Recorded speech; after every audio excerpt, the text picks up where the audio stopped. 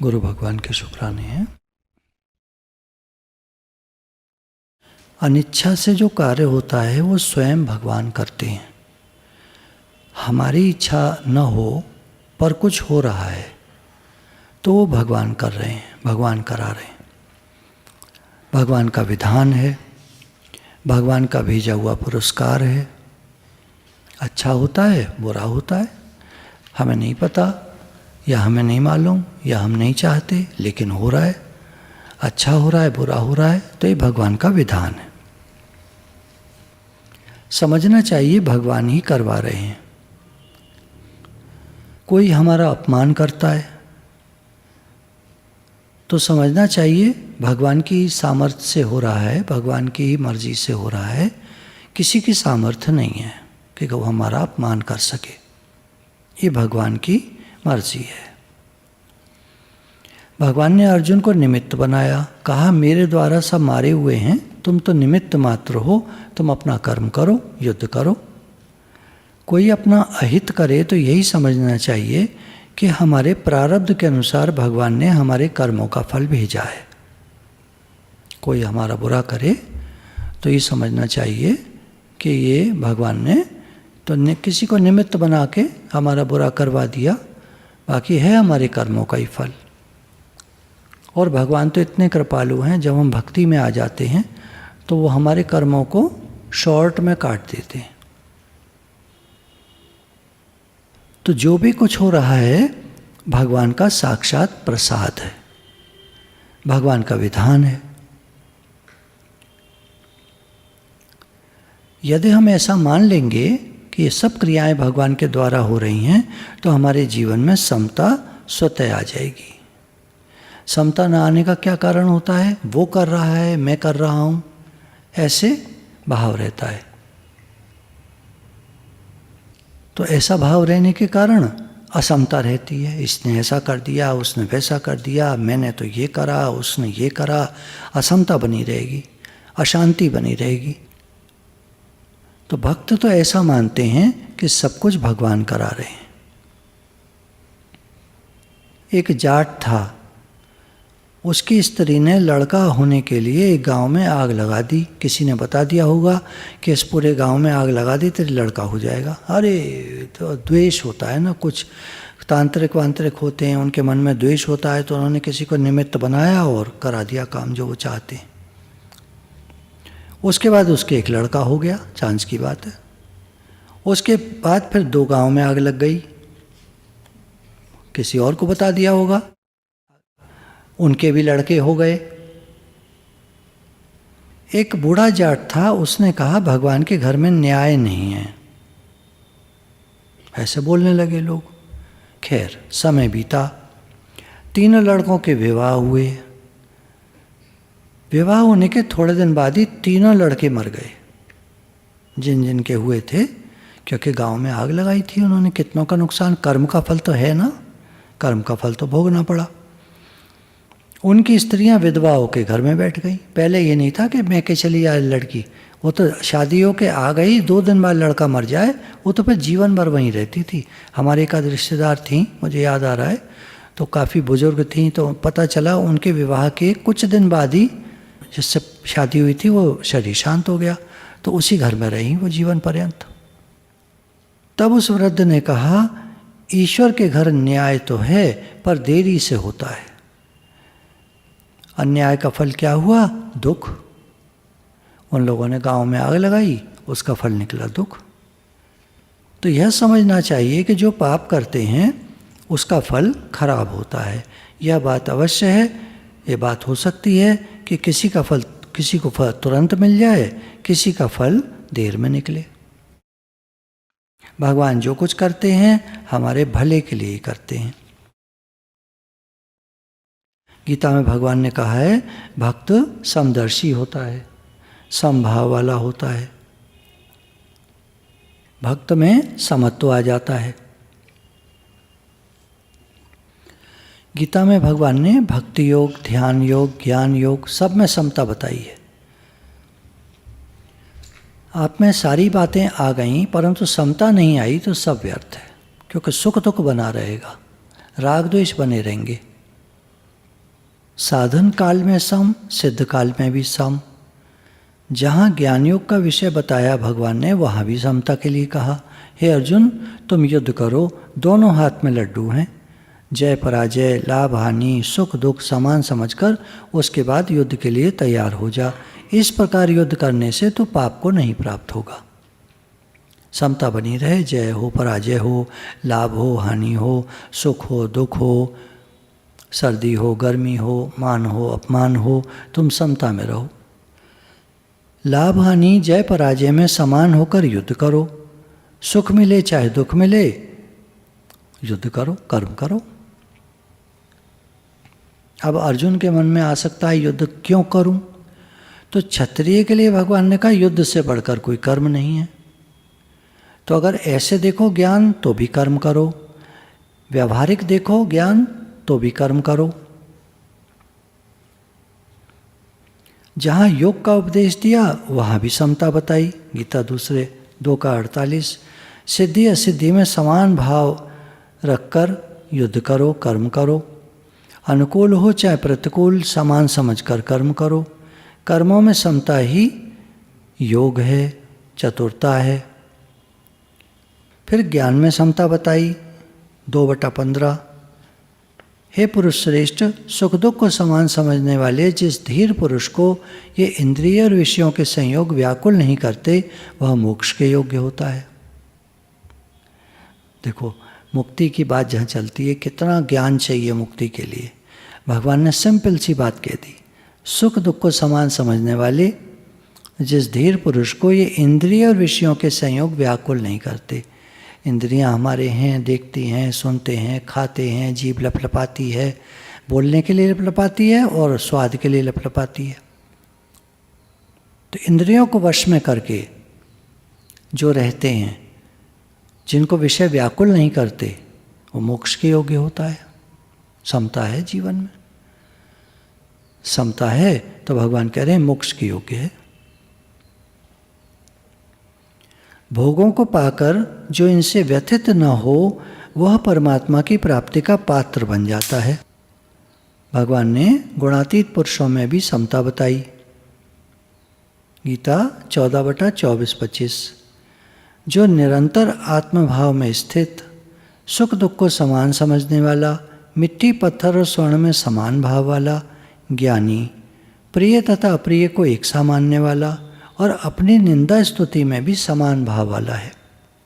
जो मान और अपमान में सम है, मित्र और वैरी के पक्ष में भी सम है, एवं संपूर्ण आरंभों में कर्तापन के अभिमान से रहित है, वह पुरुष गुणातीत कहा जाता है।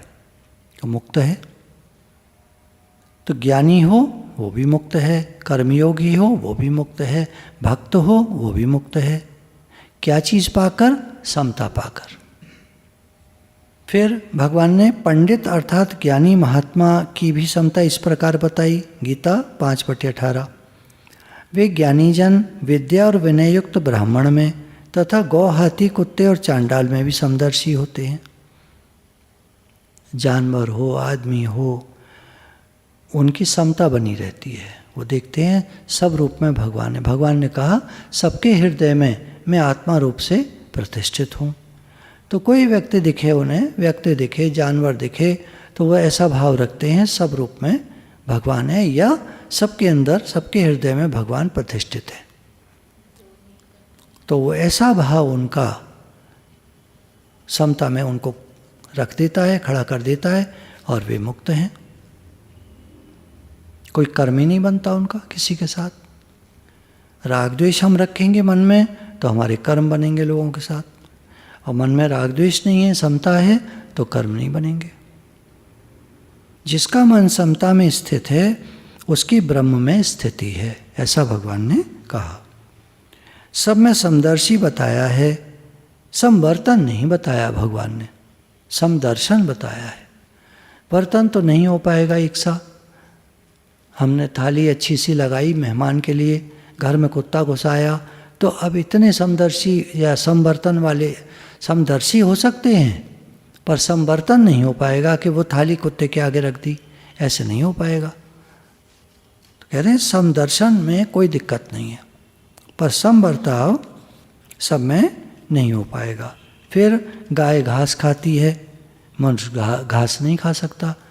आपने अपनी गाय के आगे चारा डाला, इतने में कोई अतिथि आ गया तो कहा तुम भी खा लो, उसके आगे चारा रख दिया, तो सम व्यवहार नहीं हो सकता ना, व्यवहार में समता नहीं हो सकती। दर्शन हो सकता है सम। फिर समता का वर्णन भगवान ने इस प्रकार भी किया है, गीता 5/19, जिनका मन समभाव में स्थित है उनके द्वारा इस जीवित अवस्था में ही संपूर्ण संसार जीत लिया गया है। जो समता में रहते। अच्छा, फिर हम देखें प्रैक्टिकली, हम अपनी तरफ देखें, क्या हम समता में रह पाते हैं? नहीं रह पाते। कारण आने पर क्यों नहीं रह पाते? क्योंकि हम भगवान का दर्शन नहीं कर रहे, हम व्यक्ति का दर्शन कर रहे हैं, व्यक्तियों का दर्शन कर रहे हैं, जानवरों का दर्शन कर रहे हैं, चीज़ों का दर्शन कर रहे हैं। हम भगवान का दर्शन कर कहाँ रहे हैं? अगर हमारे मन में किसी को भी देखकर हे नाथ आप हो, चलो इस रूप में आप हो ये भी मत कहो, इसके हृदय में प्रभु आप प्रतिष्ठित हैं, उसको दुख तो हम कभी नहीं दे पाएंगे। और सबके हृदय में भगवान प्रतिष्ठित हैं तो किसी को भी दुख नहीं दे पाएंगे। तो समता हो गई हमारी, सब में समभाव हो गया। तो जिनका मन समभाव में स्थित है उनके द्वारा इस जीवित अवस्था में ही संपूर्ण संसार जीत लिया गया है। क्योंकि सच्चिदानंद घन परमात्मा निर्दोष और सम है, इससे वे सच्चिदानंद घन परमात्मा में ही स्थित हैं। किसी के दोष नहीं देखते भगवान, समता वाला किसी के दोष नहीं देखता। भगवान सम है, सबके प्रति उनका प्रेम है, भक्त का भी सबके प्रति प्रेम है, सबके प्रति समता है। तो भक्त कैसे हो जाते हैं? वो परमात्मा में स्थित हो जाते हैं। गीता 6/32, हे अर्जुन, जो योगी अपनी भांति सब भूतों में सम देखता है और सुख अथवा दुख को भी सब में सम देखता है, वह योगी परम श्रेष्ठ माना गया है। तो भगवान कह रहे हैं जो योगी अपनी जैसा मैं हूँ वैसा ये है सामने वाला। यदि मैं कहता हूँ मैं ब्रह्म हूँ, अहम ब्रह्मास्मि, तो वो भी तो ब्रह्म है, तत्त्वमसि, तत्त्वम असि, तुम भी वही हो। फिर वो योगी सुख दुख को भी सम करके देखता है। सुख आए दुख आए, ठीक है भगवान आपके द्वारा भेजा हुआ है, आपकी मर्जी है, समता बनी रहती है उसकी। तो वो योगी भगवान ने परम श्रेष्ठ माना है। जो सुख दुख सब में सम देखे वही समता है। सुख आवे दुख आवे उसकी समता बनी रहती है। जिस प्रकार मनुष्य अपने को सुख देना चाहता है उसी प्रकार सबको सुख दे, ये समता की बात हुई। अपने को दुख नहीं देना चाहता, इसी प्रकार किसी को दुख ना दे, ये समता की बात हुई। अपने जैसा देख रहा है सब में, जैसा मैं हूँ वैसा ये है, तो दुख कैसे देगा? जैसा मैं हूँ वैसा ये है, तो मेरे को सुख चाहिए तो इसको भी सुख मिले। दूसरे के सुख में सुखी हो, दूसरे के दुख में दुखी हो, यह समता है। समता लाने की चेष्टा करो। विषमता होती है राग द्वेष से, कोई अपने वाला है कोई पराये वाला है। समता में नहीं रहता आदमी, सम करके नहीं देखता, अपना पराया करके देखता है, तो राग द्वेष होता है, विषमता हो जाती है। जितनी समता आ गई वह उतना ही परमात्मा के निकट हो गया। जब तक ये विषमता वाला विष नहीं निकलेगा तब तक भले ही चारों धाम में जाकर हो आओ, लड़ाई झगड़ा होता है, तब तक तीर्थ जाने का क्या फल हुआ? लड़का लड़की पैदा होते हैं, उनमें भी माता पिता भेदभाव रखते हैं। लड़की पैदा होती है तो गाल बजाया जाता है, उसकी सास गाली देती है, बहू बेचारी रोती है। घर में बढ़िया चीज़ आई तो लड़कों को दे दी, खराब चीज़ आई तो लड़की को दे दी। अब देखो मरने में भी भेद है। लड़का मर गया तो शोक करने बैठ गए, दुकान बंद कर दी, गांव के लोग आने लगे, ढिंढोरा पिट गया, उसके घर लड़का मर गया। उसके 3 दिन पहले 11 वर्ष की लड़की मरी थी, तब किसी को पता भी नहीं लगा था, सब काम ठीक से हो गया। ऐसी दुनिया है। 13 साल की लड़की मरी थी, किसी को पता नहीं चला। 3 साल का लड़का मरा, सबको पता चल गया। 3 साल में इतना मोह पड़ गया जिसमें 13 साल में भी नहीं पड़ा। तो ये विषमता है। विषमता से कर्म बनते हैं। विवाह में भी भेदभाव है। यह विषमता घोर नरक में ले जाने वाली है। छिपाव करना, चोरी छिपे करना, ये खराब बात है। विषमता नरक में ले जाने वाली है। राग द्वेष का क्या परिणाम होता है? वह चिंता में जलाता है। चिंता एक ही चीज़ है। समता अमृत के समान है, विषमता विष के समान है। रसोई बनी, सब्जी बनी, पूड़ियाँ बनी, ऊपर से निकाल लो चाहे नीचे से, ऐसा भोजन अमृत के समान है। छांट के अपने लिए पूड़ियाँ अलग निकाल लीं और बाकी जो बची वो बाकियों खिला दी, ये विषमता है। फिर घर वालों में ऐसे करते हैं कि घर वाले के लिए दूसरी रसोई, नौकर के लिए दूसरी रसोई, और अगर कोई महात्मा बाबा जी आ गए तो उनके लिए दूसरी रसोई। इतनी विषमता करते हैं। यह कार्य नरक में ले जाने वाला है। विषमता इस प्रकार करनी चाहिए कि बढ़िया चीज़ तो साधु अतिथि को देवे, घटिया चीज़ जो बचे वो अपने लिए रख ले। ये अमृत है, ये यज्ञ शिष्ट है। भगवान ने गीता में 4/31, हे कुरुश्रेष्ठ अर्जुन, यज्ञ से बचे हुए अमृत का पान करने वाले योगीजन सनातन परब्रह्म परमात्मा को प्राप्त होते हैं। यही तो यज्ञार्थ जीवन गुरु हमको सिखाते हैं। अच्छा खराब का बात नहीं कहते गुरु कभी, वो तो सीधा ये कहते हैं जैसा तुम अपने लिए चाहते हो, 500 रुपये अपने लिए, 500 रुपये सबके लिए। जैसा तुम अपने लिए चाहते हो वैसा ही सबके लिए करो। अम्मा जी का ही स्वभाव था कि जो बढ़िया चीज़ बनती थी वो सबको खिलाते थे। संसार में लोग क्या करते हैं, जो घटिया चीज़ बन गई, खराब बन गई, मीठा ज़्यादा पड़ गया, नमक ज़्यादा पड़ गया, गलती से खराब बन गया, उसको तो बाहर बांट दिया। कोई आया अतिथि उसको खिला दिया और अपने लिए बढ़िया चीज़ बना के खाई। तो भगवान कह रहे हैं, हे अर्जुन, यज्ञ से बचे हुए अमृत का पान करने वाले योगीजन सनातन परब्रह्म परमात्मा को प्राप्त होते हैं। और यज्ञ न करने वाले पुरुष के लिए तो यह मनुष्य लोक भी सुखदायक नहीं है, फिर परलोक सुखदायक कैसे हो सकता है?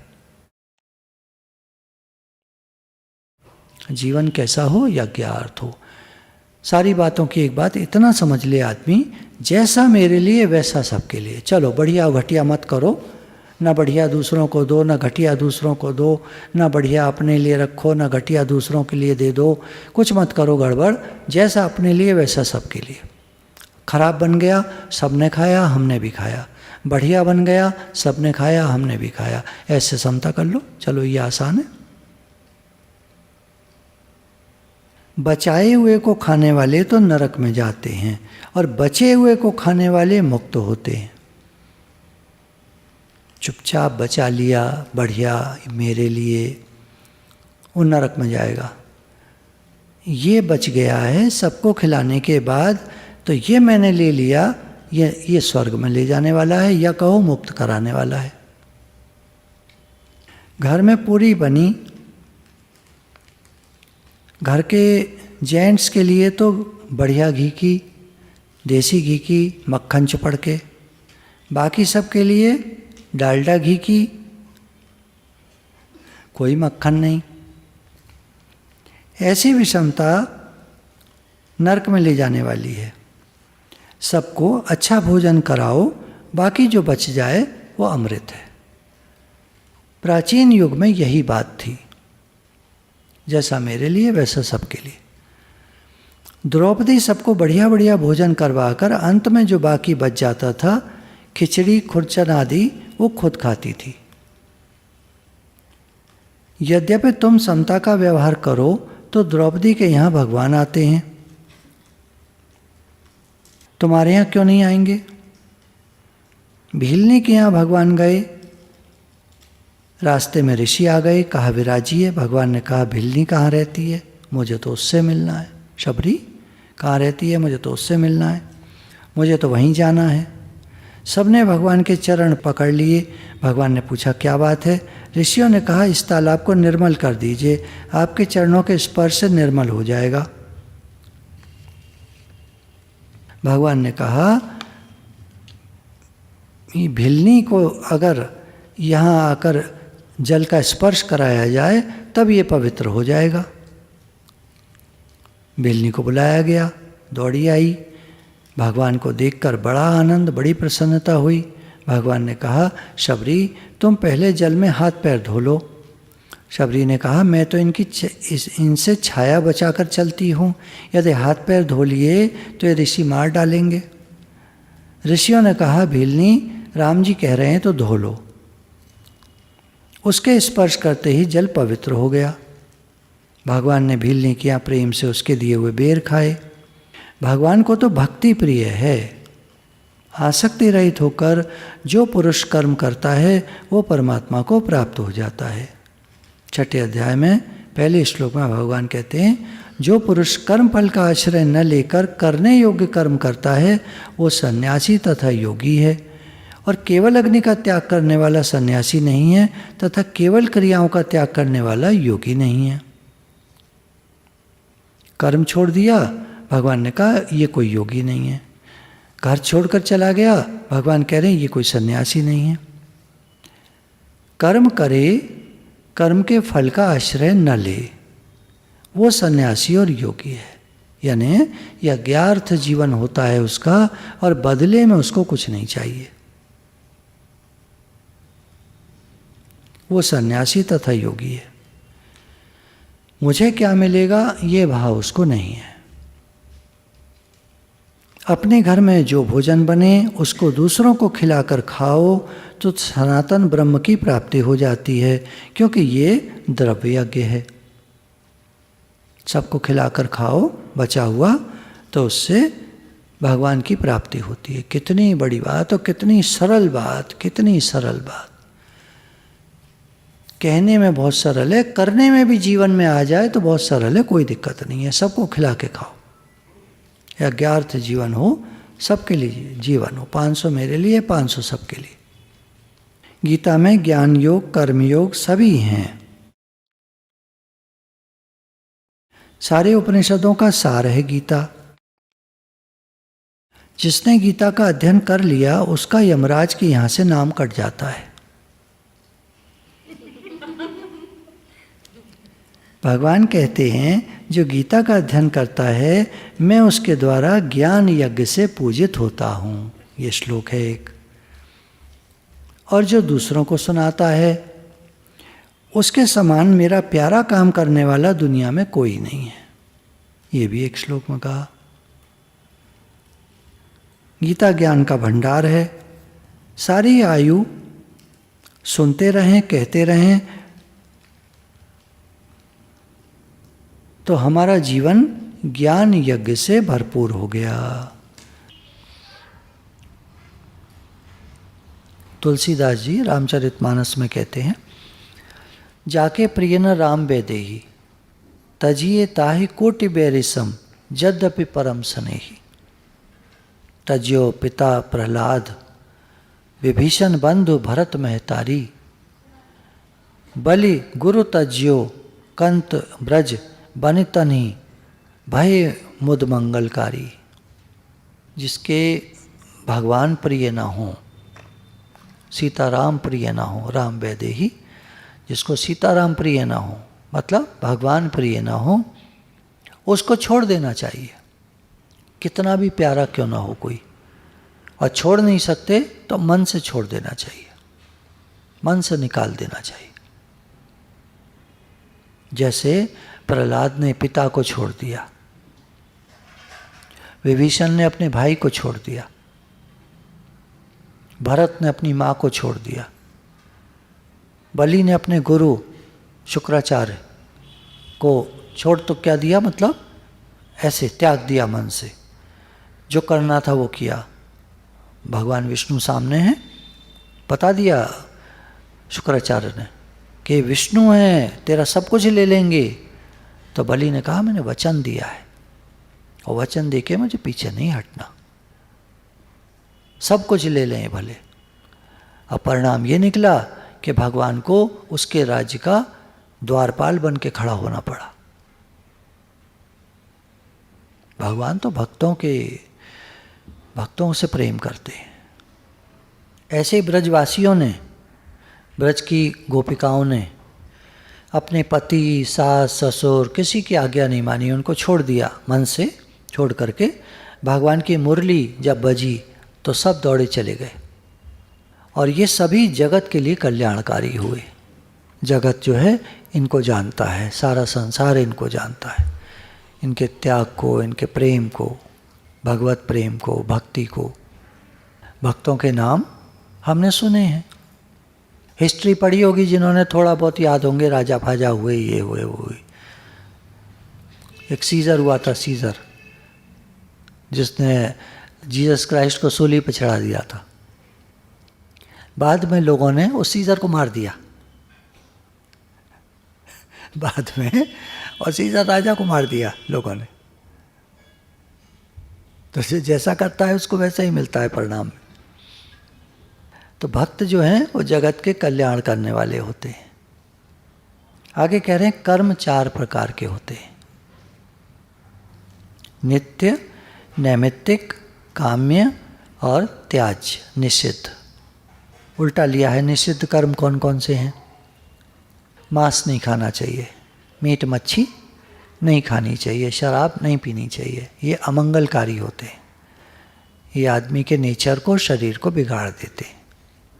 चोरी, व्यभिचार, गलत काम, ठगी, बेईमानी नहीं करनी चाहिए, ये निषिद्ध कर्म है, क्योंकि इसके कर्म का परिणाम फिर हमको दुख मिलता है, बुरा मिलता है।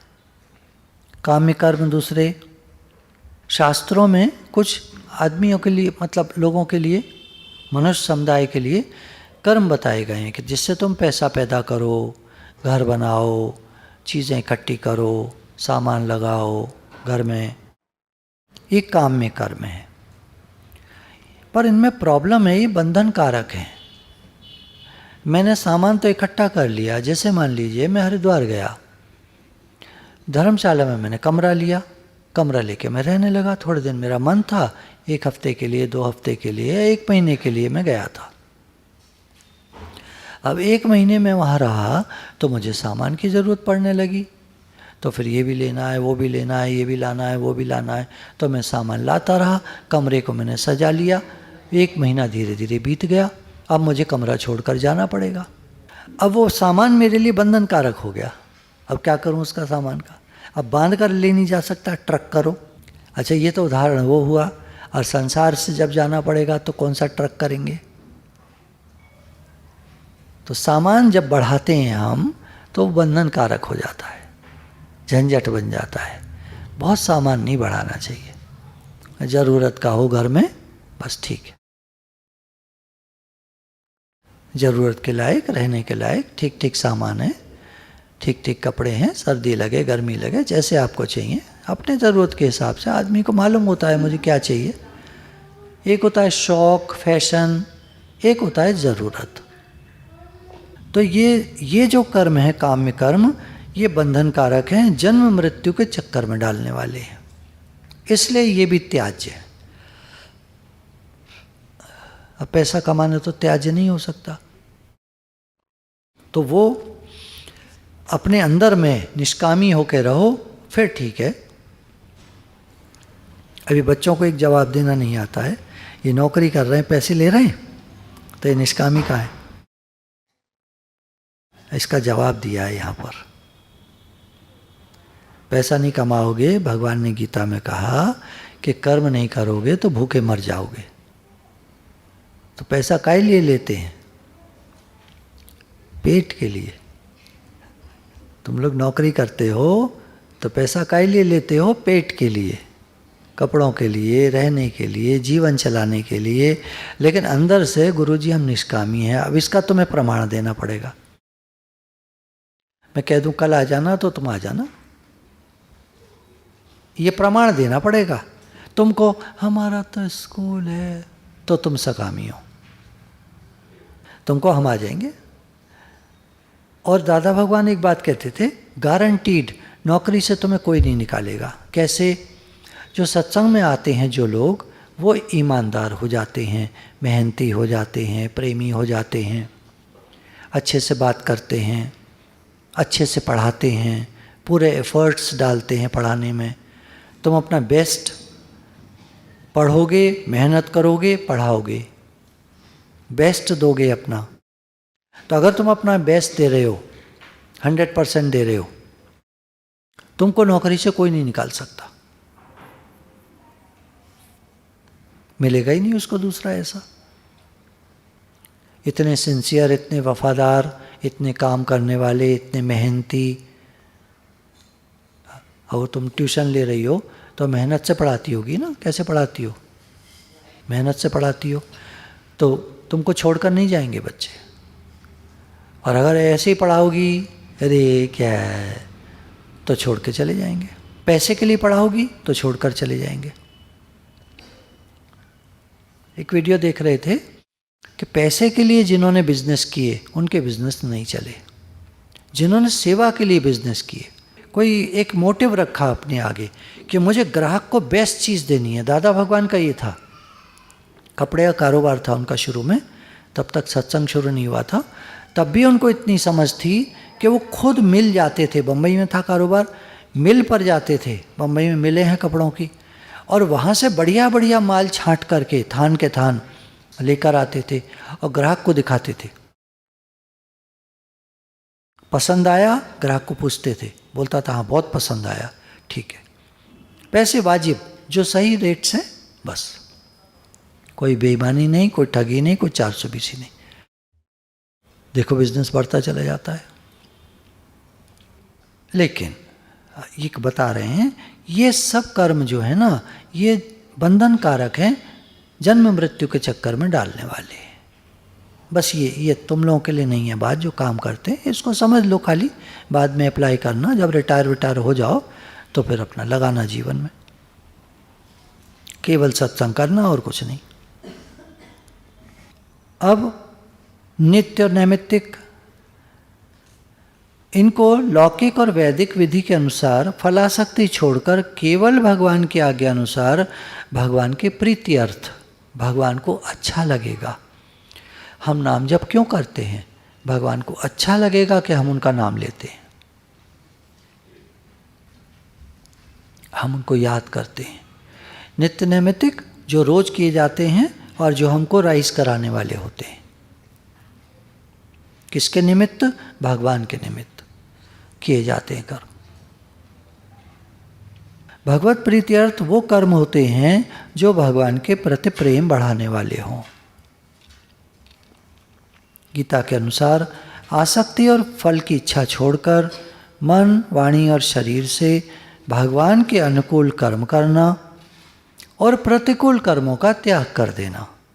जो काम हमको भगवान से दूर करें उन काम को छोड़ दो, जो काम हमको भगवान की तरफ ले जाएं उन काम को करो। अगर हम ट्यूशन करते हैं, हम स्कूल में पढ़ाते हैं, हम नौकरी करते हैं, हम बिजनेस करते हैं, भगवान आपके लिए करते हैं, तो वह हमको भगवान की तरफ ले जाएगा। अपने लिए करते हैं, फ़ायदे के लिए करते हैं, पैसे के लिए करते हैं, तो वह हमको भगवान से दूर कर देगा, पक्का।